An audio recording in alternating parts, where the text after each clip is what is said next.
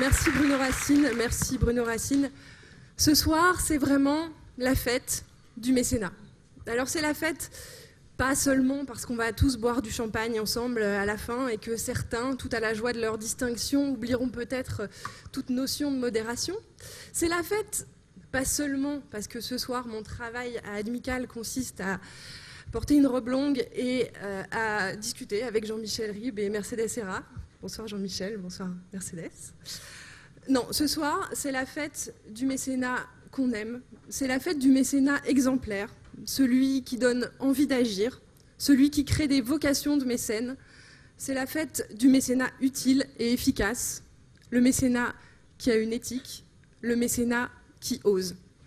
Et pour vous dire un mot sur l'esprit de ces Oscars du mécénat 2012, j'appelle Olivier Tcherniak, président d'Admicale.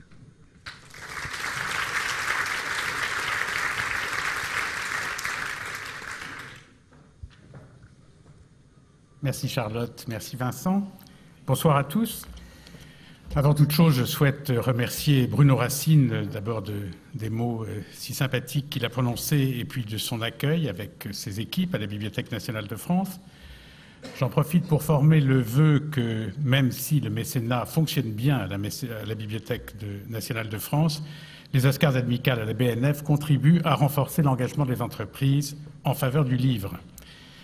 En faveur du livre, de l'édition comme de la conservation du livre. Comme vous le savez certainement, le livre n'est pas le mieux aimé des domaines du mécénat culturel. Je tiens également à remercier la Fondation de France ainsi que toutes les entreprises partenaires qui ont, à travers le Club des lauréats, soutenu cette manifestation. Pourquoi ces Oscars? Il s'agit bien sûr d'honorer les plus grandes actions de mécénat, les plus réussies, les plus utiles, et ceux, bien sûr, qui en ont porté la responsabilité. Quand je dis grandes, ces actions peuvent être aussi plus petites, plus humbles, et être tout aussi réussies et utiles, car c'est aussi cela, le mécénat. Mais au-delà de cette reconnaissance, c'est également de faire partager un message sur le sens de ces actions que nous allons reconnaître ce soir. En quelque sorte, de communiquer par la preuve, de montrer cette voie qu'Admicale, depuis 35 ans, et je salue Jacques Rigaud, qui en a été le porteur pendant si longtemps et qui, nous allons le voir, continue à l'être.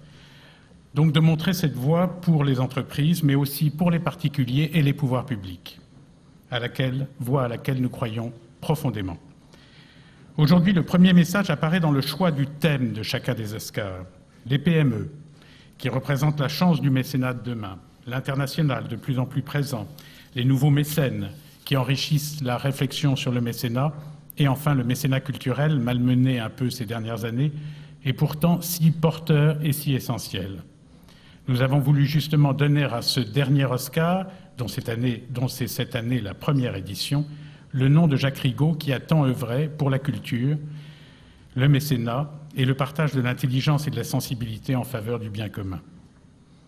Que ressort-il de ce qui a été présenté aux deux jurys, le jury général, que présidait Mercedes Serra, et celui plus spécifique du mécénat culturel que présidait Jean-Michel Ribes?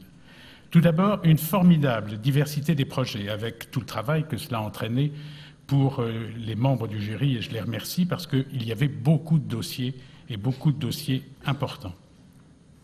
À cette diversité des projets a répondu la diversité des compétences, et donc des regards de l'ensemble des membres du jury, d'où cet éclairage très divers, avec pourtant au bout du compte des choix très consensuels.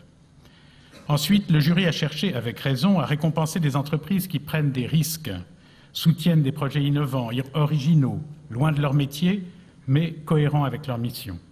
Et dans le domaine culturel, a privilégié le soutien à la création, alors que ces dernières années, le mécénat culturel s'est largement déporté vers la diffusion à travers le mécénat croisé Solidarité Culture.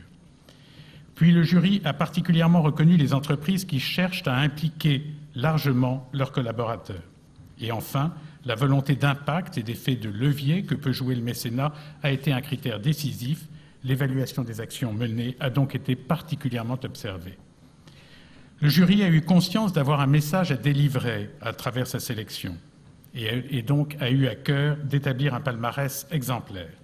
Je les remercie donc tous très sincèrement, et en particulier bien sûr les deux présidents, Mercedes Serra et Jean-Michel Ribes, qui ont apporté leurs compétences et plus encore l'engagement qu'ils expriment depuis longtemps au quotidien et qu'ils nous ont fait partager pour donner plus de sens encore aux choix issus de ces débats. Pour conclure maintenant, on a vu que le plus souvent, c'est l'engagement humain qui fait la différence. Le mécénat, avant d'être une politique de l'entreprise, doit d'abord être une démarche portée par ses dirigeants.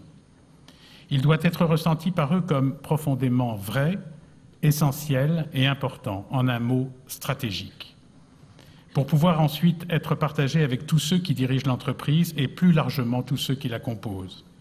C'est à ce moment-là et à ce moment-là seulement que le mécénat pourra exprimer pour tout l'environnement de l'entreprise une réalité et des valeurs bien au-delà de son simple objet social.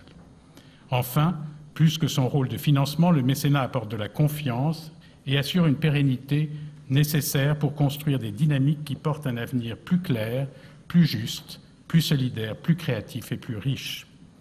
Je déclare donc ouverte la 28e édition des Oscars du mécénat d'Amical.